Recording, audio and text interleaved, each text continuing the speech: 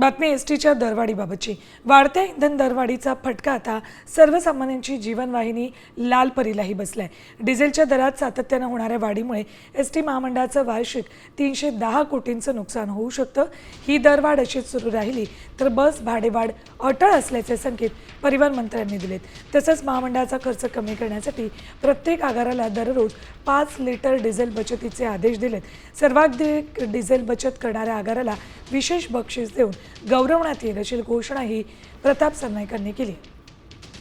डिझेलच्या वाढलेल्या किमतीमुळे एसटी महामंडळाला जर आजची किंमत पकडली तर 310 कोटी रुपयाचं नुकसान हे वर्षाला होणार आहे आणि ते नुकसान एसटी महामंडळ सहन करू शकणार नाही।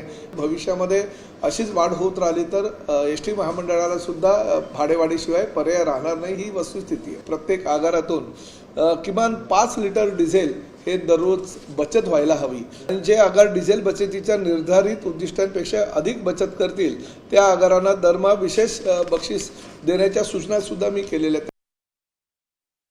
तर अगदी सुट्ट्यांचा काळ आहे, आत्ताच मोठा महसूल एसटी महामंडळाकडे जमा होत असतो आणि अशाच काळात भाडेवाढीची शक्यता वर्तवण्यात आली।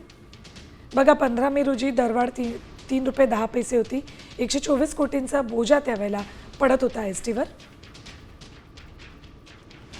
तर 19 मे रोजी 93 पैसे दरवाढ झाली आणि त्यावेळेला 37 कोटी 20 लाखांचा बोजा एसटीवर पडत होता। 23 मे रोजीची दरवाढ 91 पैसे, त्यामुळे 36 कोटी 40 लाखांचा अतिरिक्त बोजा एसटीवर पडला आणि 25 मे म्हणजेच काल 2 रुपये 81 पैशांनी दरवाढ झाली, त्यामुळे 112 कोटी 40 लाखांचा बोजा एसटीवर पडला।